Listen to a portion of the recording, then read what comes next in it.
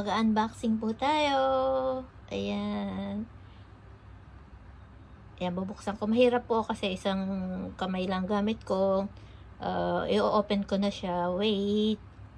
Pambihira. Sa laki ng box. Nakita niyo yung box, ha? Laki.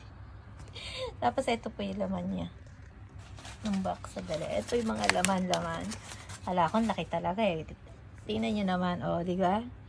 Tapos ito ang laman. Pero ito po talaga sa picture. Ayan naman. Roku. Ayan. Japan to. Roku Jin. Japanese gin. Made in Japan. Tapos meron na po siyang kasamang glass sa loob. Ay, nag-iipon-ipon po ako ng pwede kong, kung sakaling, kung makakauwi po ako sa Pilipinas, hindi ko alam kung pamimigay ko to sa display or ipapamigay. Nag-iipon-ipon ako ng konti para kung sino yung makikita ko na kaibigan o naging friends ko sa YT, mabibigyan ko ng mga ganito. Pero meron pa dyan, meron pa naman. Kasi mahal sa pag-order eh. Ayan, mahal kasi ito eh. Yun nga lang, may kasama siyang glass. Gusto ko display. Ayan. Yun lang po at aking unboxing. Kung umiinom po ako, hindi ako umiinom ng gin, sorry. Pero kung kasama ko yung mga friends ko dati, ayan, siguro makapapainom tayo. Hindi pa ako nakatikim nitong gin na to sa Japan. Ayan. Try. Kung pwede na akong uminom.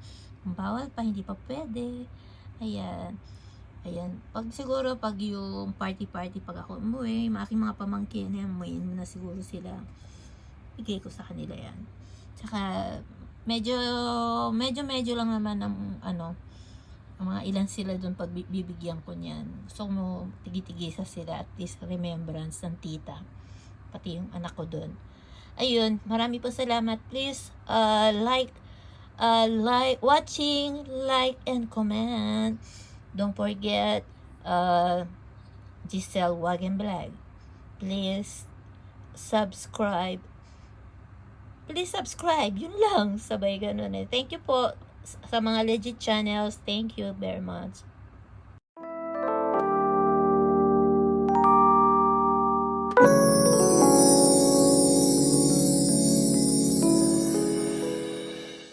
Ayan. Pagkasunod lang pala dumating. Ayan. Inopen ko na siya. Gabi ko na ito nakita.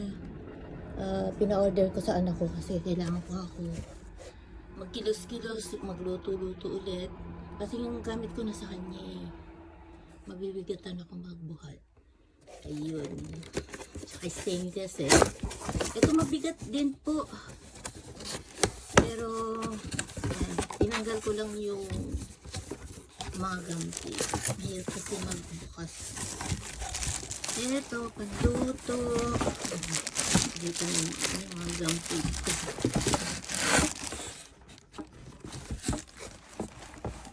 Ay.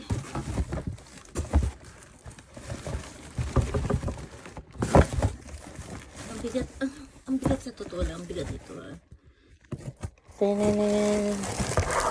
Set na itong binili ko. Ayan. Ito yung marami na po akong pinadala sa Pilipinas kung sakaling magbe-business na po kami. Ayan, lagay ko muna yan dyan. Ayan. Ito na, open ko na. Makikita nyo na yan. Magsasabay ko na siya. Ito ang set niya. Ito ang manipis. Madaling mabali. Ito siya.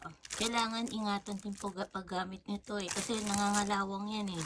Pero alam ko na paano gamitin. Makikita rin natin sa YouTube. Ito yung pinakagusto ko kaya ako pinabili sa anak ko. Kasi pag nagprito, ang bigat. Para ako nag-exercise sa bigat. Alam mo yun, ang sarap ng pokpo. Kaya kung ako sa inyo, ganito bilhin nyo. Kung sakaling itabi nyo sa higaan nyo, kung sakaling may magnanakaw, pwede nyo gamitin. Ito rin po, ilang centimeter. Malalaki po na dala ko, 30, 32, 36 yata. Pinakamaliit, 32. Hindi ko alam kung ilang centimeter ito. ko mabasa. Hindi kasi nakalagay kung ilang centimeter. Volts. 2,000 volts. Pwede siya sa electric. Ayan. Kasi paggagamit po ako nung isa, yung electric fryer ko, masyadong magastos po sa mantika yun. Sa bagay kahit ito rin naman pag mag-fry kayo, pwede rin magtipid, pwedeng hindi. Yung isa, pwede ko siyang gamitin pa ibang prito. Iba-iba, tatlong prito po ang ipiprito ko, 3, 4, mga yan. Kaya kailangan ko na maraming kawali. Kasi sayang yung mantika kung maraming mantika gamitin. Ayun. Ayun lang po. Ako'y turon. Ayun. Turon. Waiting na lang po kayo pa nagluto ako ng turon. Hindi ko pwedeng gamitin yung isa. At siguro pang french fries kasi may spicy ingredients yun Kaya dito natin ipiprito ang turon. Okay? Wait, may pagluluto ng turon. Please subscribe my channel, Giselle Wagan Vlog. Like, watch, and comment according to content. Ang dali naman po ng content. At nakita at nabasa nyo na, nakita at nawat kung mawawatch nyo, mag-gets nyo. Okay, babush. Thank you for watching.